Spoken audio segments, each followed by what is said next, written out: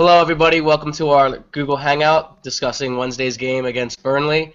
I have with me Dan from All Things Man United and Kevin Santos from Kevin Santos TV. How you guys doing? Yeah, good. Yeah, great over here, thanks. Good. A little disappointed after yesterday's game.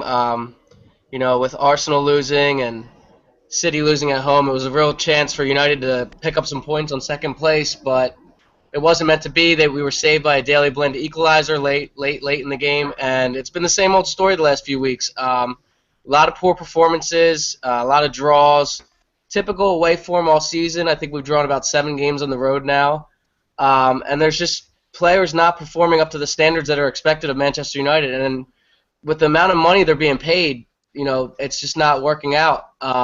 So first off, we're going to talk about some individual performances.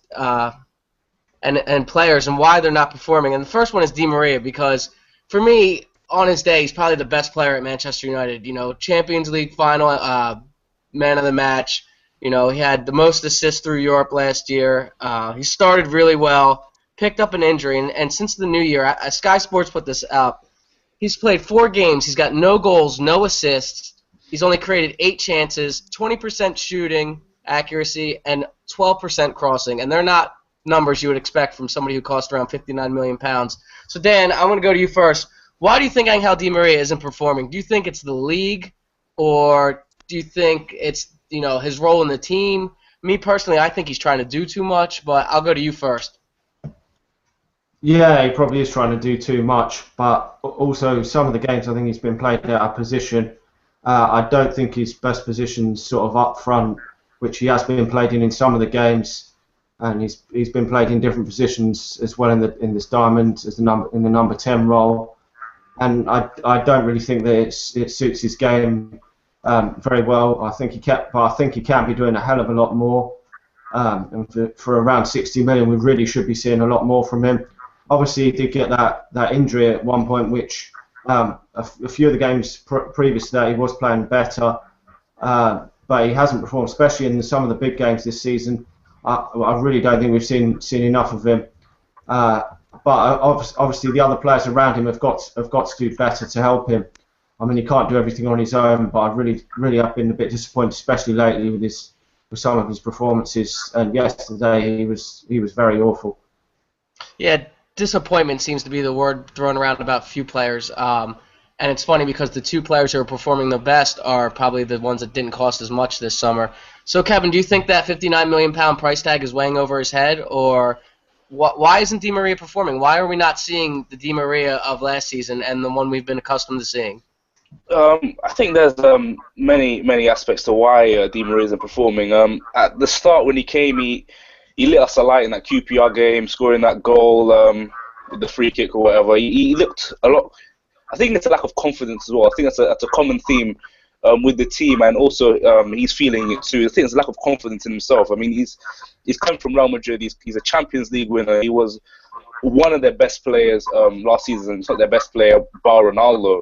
And let's not forget, he's coming from a team that has the likes of Ronaldo around him, Benzema, all these top talent players around them. He's coming to Man United, a team that's in transition, a team that's still being gelled together.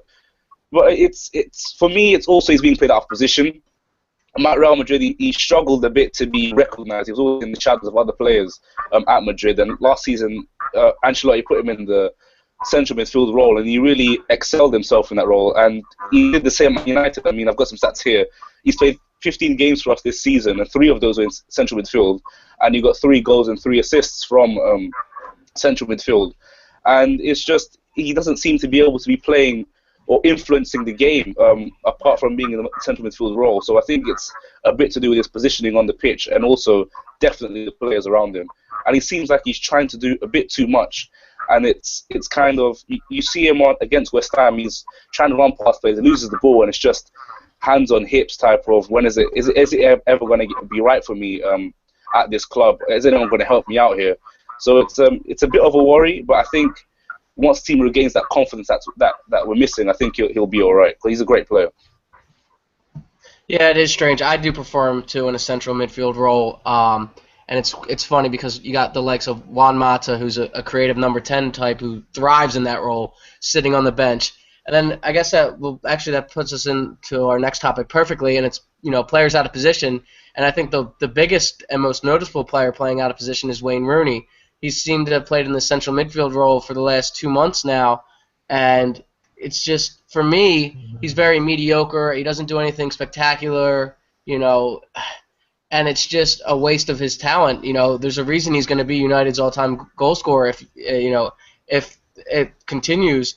But I like to see him up top. A lot of our problems come from the central midfield where we're not being creative enough. We've turned into a long ball team.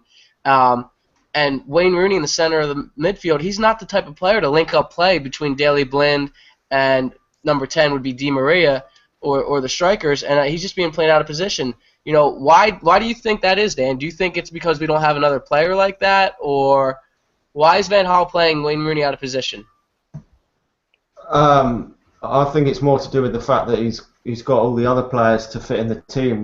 Juan Mata, Van Persie, and he's playing James Wilson and Radamel Falcao, and also Di Maria as well. And he seems to think that the best way to fit them all in is probably to put Wayne Rooney into the midfield, which it really isn't working.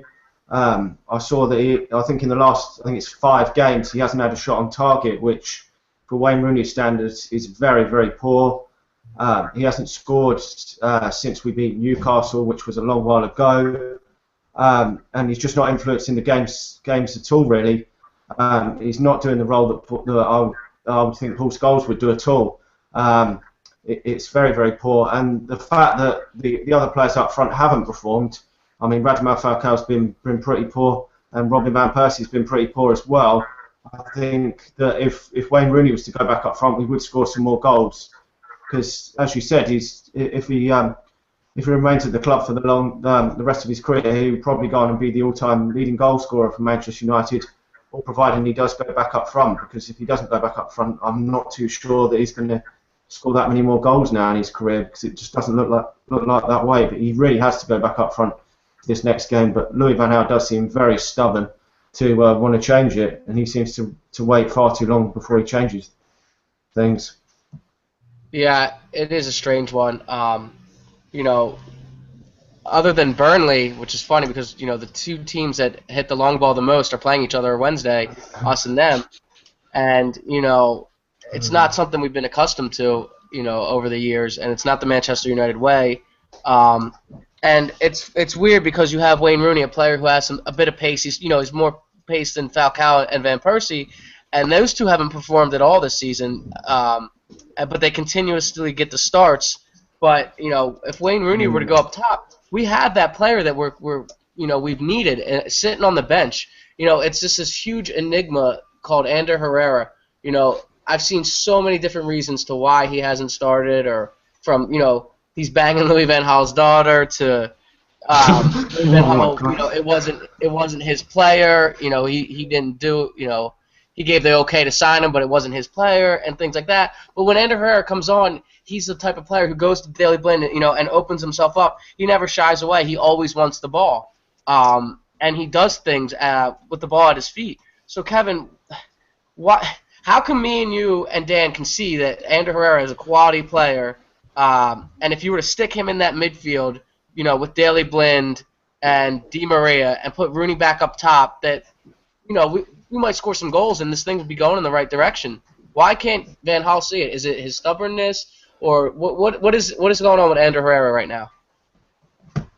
I haven't got a clue, but I'm going to take a very, very, big guess here. I'm not sure what it is. It must be something, maybe training, maybe. I really don't know. It's the team's crying out for Herrera. We all know that. We've all said it. I think he's just trying to get his stars out there. He's trying to get his Falcaos and Van Persies to play both at the same time. Maybe it's an ego thing with those 2, or wherever the case may be. What we know, it's not working. He's trying to play Januzaj in central midfield as well for the past 2 games. The whole Rooney thing in midfield. I just think Van Gaal's a very egotistical guy. He's a very stubborn type of man, stubborn type of manager is what it seems. Look how long it took for him to change the 3-5-2 formation back to the diamond. So I don't think it will be too long before Herrera comes back into the side. I think he'll probably come in tomorrow, Wednesday, whenever we're playing Burnley. But to why he was dropped in the first place, I just haven't got the answer. It bemuses me as to why he can't get into the team. I haven't got a clue. But it needs to come back, definitely. Yeah, I agree. He's the type of player that we need in that midfield. I don't understand. Louis van Gaal, he likes to play attacking, beautiful football, and for me, the long ball isn't very beautiful. It's quite old. It's an old tactic, and it just doesn't work for us because we don't have the players. And even if we did, we had Fellaini yesterday who didn't come on till late, and he did make a big difference, but I just don't understand why Yanazai's playing the central midfield role either. And me personally, I don't like the diamond because I think it's too narrow. I think when you have players like Yanazai and you have Rooney and they want to get up and attack, that leaves only Daley Blind back. And you saw that yesterday when Luke Shaw made that tackle towards the end of the game. He had to make that tackle, or West Ham was on, with some momentum heading towards our net late with numbers. So. And you spoke about Falcao, and that's our next topic. He missed a sitter yesterday. Didn't even hit the target. All his goals have been tap-ins, or he scored a few headers. He's only got 4 goals, I think it is, 4 or 5. And obviously, if the season started tomorrow, I wouldn't sign him. You wouldn't sign him. Any Manchester United fans that says they would sign him are clearly signing him on sentiment that he's going to return to that form we saw in Spain and in Portugal. Dan, what's going on with Falcao? Is he suffering from the team not creating chances? Is it because him and Van Persie are occupying the same spaces? Is he ever going to return to his form? Talk Falcao, Dan. I don't think it really works playing Robin Van Persie and Falcao up front together. I don't think they work well at all together. But I do think that both of them could be doing a lot more, especially Falcao. But the service to both of the strikers has been very poor. And some of their movement has been good. I've seen quite a lot of games where Falcao's movement has been very good, but the service, as where Herrera hasn't played, which may improve the service to Falcao, because given the chances over the years, he has proved that he can score goals, and he does get quite a few tap-ins he has done over the years. But I still just don't think he's performing well enough. Whether it seems to be to me a bit of a lack of confidence from him. A couple of years ago, he would have definitely buried that chance that he had against West Ham, and I really thought that he was gonna bury it. And at this moment in time, I think that he should actually be dropped from the team and Rooney put back up front. I just don't think that he's performing well enough. And hopefully, if we can get on a roll, start winning some games, and then maybe bring him back into the team. But at the moment, I think we should take him out the firing line because he's just not performing to the standard, and I certainly wouldn't sign him. I think it would take a lot more from him for me to convince me to sign him now. Okay, so it would take a lot more. There's 14 Premier League games left. How many goals does Falcao have to score, Dan, for you to want to sign him? At least the bare minimum would be at least 5, and I would expect some of these goals to be really important goals in big games, like against the likes of Liverpool or Arsenal or Manchester City. But really, if he's just scoring goals in games where we're sort of 2 or 3-0 up, then I would expect at least about 10 goals. Yeah, and it's a lot. It sounds like a lot, but the amount of money he's being paid and what we've seen that guy, what he used to be able to do, it's not far off. So I ask you the same question, Kevin. 14 games left in the Premier League. How many goals does Falcao score for you to sign him? 15. That's what I want. I want 15. I want 15 goals from Radamel Falcao. This guy is supposed to be the supposed best number 9 on the planet. We've seen him tear Chelsea a new one, single-handedly defeated them in the Super Cup final not too long ago. We've seen him tear up in Spain. We've seen him tear up for Porto, win Europa League, etc., etc. And this clown can't seem to put in a tap-in against West Ham all of a sudden. And it's just not good enough. And the money that Monaco are asking for, supposedly we have to pay for, whatever the story is, 40 million, whatever it is, 15 goals. Get me 20 goals and I'll sign him up. But on this form, no. We might as well recall bloody, I don't know who, cleverly and play him up front or whatever, because this guy he just doesn't seem like he's up to it at the moment. Don't know what's wrong with him. Yeah, I think it's a combination of, playing in the Premier League, playing in a team that's lacking confidence, coming back from an injury, and it's tough. And it seems that we've gone through our preview tonight, and we've talked about individual performances, and the word that's come up a lot is lack of confidence, the phrase. Now, that was something we saw under David Moyes, was a lack of confidence, players doing whatever the hell they wanted, That's not going to happen under Van Gaal. He's more of a disciplinarian. But isn't the manager supposed to show the confidence to these players? Dan? Shouldn't the confidence come down from the manager? And why are we seeing a team that has the likes of Van Persie, Rooney, Mata, Di Maria, Januzaj play the long ball? What is going on? What is going on with Louis Van Gaal? Yeah, I think it is partly down to Louis Van Gaal. He's picking the team. He's seeing all the players on the training pitch. He's picking the formation. And I think he has now got to start taking some of the blame for this. I mean, we should definitely be scoring, especially away from home, a lot more goals than this, creating a lot more chances and playing a lot better football than this. And I just don't think that the football's been good enough at all. This long ball stuff just isn't Manchester United's way. And under Sir Alex Ferguson, we would never have played this way. If Sir Alex Ferguson was there now, I think that this team would at least finish in the top three, probably finish in the top two. I mean, most of these players are a lot better than what he had in his last season at Manchester United. I mean, in his last season, apart from a few experienced players at the back, he never had the likes of Di Maria, Juan Mata, and all these Falcao, all these great players in there in his last season, and we still won the title. So I think Louis Van Gaal has got to start taking some of the blame now. Yeah, Sir Alex was able to make Tom Cleverley look like a decent player, so and even Anderson. There will never ever, in my opinion, ever be another Sir Alex Ferguson, and we were so lucky to see him manage for so long, especially the club that we love, and it just is a testament to how good of a damn manager he was. So Kevin, same thing. Why are we not playing with confidence? Why are we playing this tactic? It's frustrating because we have all these great, flashy players, and we're not playing in a style that suits us. I think that's my opinion. I think it's this low confidence thing. I've said it as well, and everyone said it as well. I think it's I don't know why we're saying it, to be honest. I mean, Van Persie, how old is he? 31, whatever it is. Falcao, he's an experienced player. We've got a lot of experienced players in the team. We've got a very experienced manager. I don't know why these players are low on confidence. They're all getting hefty wage checks in their account every week. They've all played in big competitions. Di Maria is coming from Real Madrid. Herrera's coming from Bilbao. Mata's coming from Chelsea. Rooney's been around he's the bloody captain. And I don't know why they're low on confidence. I don't really understand it.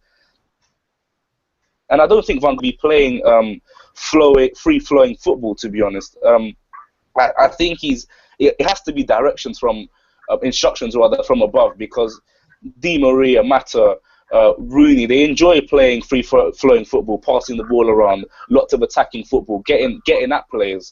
And you just see sometimes when Di Maria's on the ball, last season he's beaten 3, 4, 5 men, but now it's get the ball, and you can almost see in his head he's thinking, should I beat this guy? No, let me play a safe pass, keep the ball, this ball retention.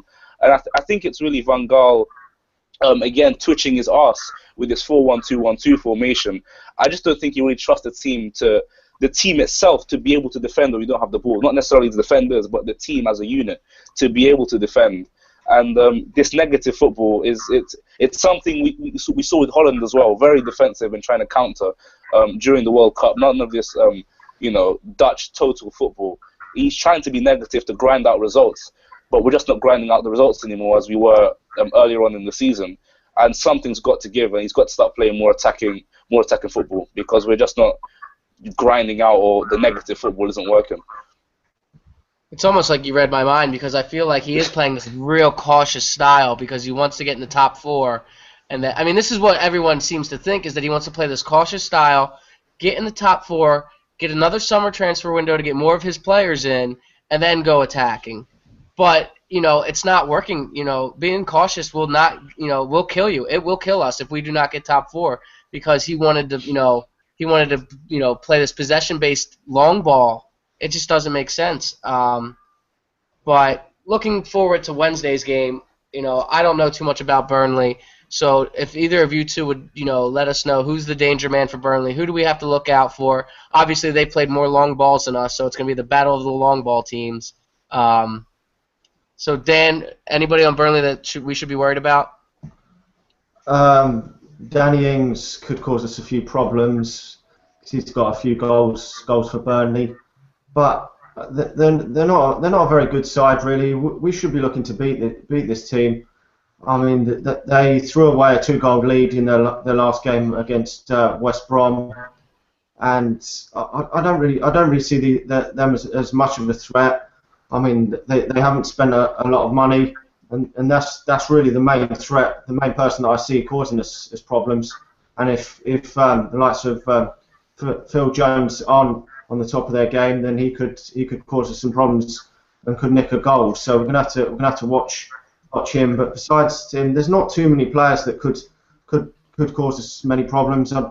I think we should be looking at home to beat these quite comfortably with the team that we've got, even though we're low on confidence and we haven't played the best of football. But at home we've played a lot better and scored more goals. So I'm expecting maybe not a very comfortable win, but I'm expecting a Manchester United win. I'm not expecting them to do too much to trouble us. No, I mean, if we did lose this game, I don't even want to see the backlash from that. But I think, I'm going to get your teams from both of you next, but I think we all know what we want to see, and how to beat Burnley is just to play our game. And that's quick passing, attack, wave after wave with with Rooney and Mata and Di Maria and Herrera, and even, if you want to bring Fellaini on, I'd rather personally see Fellaini in midfield than Wayne Rooney. But, so that being said, I'll give you my team real quick. Obviously, I think he's going to go with the diamond, so I did that. I don't even want to hear either of your keepers because I already know. So, right back, I went with McNair. Jones, Smalling, Rojo at left back. Me and Dan were talking about maybe Tyler Blackett at left back, but it looks like he played tonight for the under-21s. I don't think he'll play. Blend at the base of the diamond. In my midfield, to the left, I want Di Maria. To the right, I want Ander Herrera. I put Juan Mata as my number 10. Rooney's going to play because he's the captain, and I want to see him in his preferred position. And I put James Wilson up top because the kid is young, he's got pace, he's hungry. Put him in the fucking team. Robin Van Persie and Falcao have had plenty of opportunities, and they just aren't getting it done. I know that they're not getting as many chances, but the chances they have gotten, they just, in recent weeks, they haven't put it away. So that's my team. Kevin, let's hear your team. Yeah, we all know the keeper, as you said. I'd go with McNair, right back. I think he'll go with Smalling, Jones, centre back, and Rojo, left back. Blind, holding mid. Herrera and Di Maria, central midfielders. Mata in the hole. And I think he'll go with Rooney up top alongside Van Persie. I don't think he'll bench both of his, the star-studded strikers, Falcao and Van Persie. That'll be a ballsy move, but I don't think he'll do it. So, yeah, I think he'll go with Rooney and Van Persie up top. Yeah, we have the same exact team except for Wilson. Would you rather see Wilson in there than the other two? Personally, yeah. I mean, those two they've had chance after chance after chance, and their lack of ability to finish against West Ham yesterday. I mean, Van Persie had his fair share of chances as well that he would have buried definitely 2 years ago. But he's another one that seems low on confidence, etc., etc. So I'd put Wilson in. He scored in his last game. He looks very quick and agile and hungry for goals. He's young, so why not give him a run out against Burnley? I don't see why not. The other two aren't doing anything.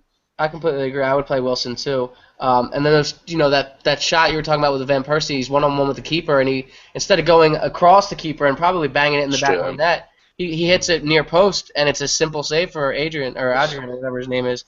So Dan, you heard both of our teams very similar. We both want to see Herrera play. We want to see Blind and Di Maria in central midfield with Juan Mata in the number 10. You got something similar? Yeah, it's pretty similar. I've gone for Rojo at left back because I saw Ashley Young was playing tonight, and I wasn't too sure about the two centre backs because he likes to play at the left-sided one. But I've gone for Smalling and Jones, and I've kept Valencia at right back, and then I've gone for Blind, and then I've gone for Di Maria and Herrera. I really want to see Herrera come back in. then I'm bringing one Mata back in, and then I've gone for the same front two as you, of Wayne Rooney and James Wilson. I think that both Van Persie and Falcao have had their chances, and I think that they're not performing well enough. And I think that with James Wilson's quality strike against Cambridge, I think he deserves his chance. So you pretty much have the same team too, just a different right back. So Yeah. we all, we've all wondered what Louis van Gaal's best 11 in is, and does he know it? And barring, Luke Shaw's red card, he would probably be in all of our teams with Rojo replacing Smalling. And I think, that right there for me, at this current moment, is our best starting 11. And I think you put that team out against Burnley at Old Trafford, under the lights, and I would expect, I would go for a 3-0 win. I wouldn't put it past us to make it hard for ourselves and it'd be a 2-1 or something like that, but I'm going 3-0. It's time to start getting some wins. Enough of this drawing crap, enough of the long ball. You're Louis van Gaal. You've built Dutch teams. You've built the Barcelona system pretty much. You laid the foundation for what Bayern Munich is today. Show us what you got. I don't want to see cautious. I would rather not make the top 4 and play attractive football than miss out on the top 4 and play long ball. Take some risks and let's get this thing going because the season's only 3 or 4 months away and we haven't seen more than 3 or 4 good performances. So Dan, give me your score. I'm gonna go for a 2-0 win. I think we'll win. I don't think we're going to score that many goals. Probably if we get a couple of early goals, it'd be great. And we'll probably just play it out again, like almost what we done with that Leicester game, which I don't want us to see. I want us to go into the second. If we're winning sort of 1 or 2-0, I want us to see us go into the second half and really blitz this game and get 3 or 4 goals. But I'm not too sure that we're going to do that, unfortunately. So I'm going to go for 2-0. Yeah, it's funny. In the preview for the West Ham game, I said I want to see us score early, and I want to see us, get out to a lead. And they did the complete opposite and scored at the very end. So again, I'm going to say it. It's massively important that we score early. Come on, Kevin. What's your score? I want a 4-0 James Wilson hat trick. Why not? I doubt it will happen, but I think it's something that a massive scoreline is definitely the fans need. And I think the players need it too. We're at Old Trafford. I mean, it's all set up for us to go out there and completely demolish Burnley. I don't want to see none of this. We're looking a bit shaky. We're passing back at the back. We're doing wary passes. It's poor possession. All this. No, I want to see us straight from the off. Get out Burnley early. Get out Burnley quick. And just a massacre at Old Trafford. I haven't seen one in forever, apart from the QPR game. QPR were awful. So yeah, I want to see a confident performance from the lads, and just go out there and beat Burnley. Burnley, we're talking about. My word, that's what I want to see.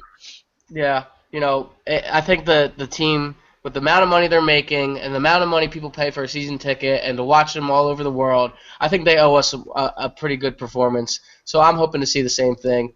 But and I'll talk about this in the review if it goes the way that we don't want to see it go. And I've noticed that we kind of play down to our competition or up to it. If we're playing Chelsea, we look like we could beat them. When we played West Ham, we played, down to them and looked like we could lose to them. So I want to see us do our own thing. But we'll get into that. Just make sure you guys comment on the video, like it, subscribe. Find us all on Twitter. We'll put the links in the description.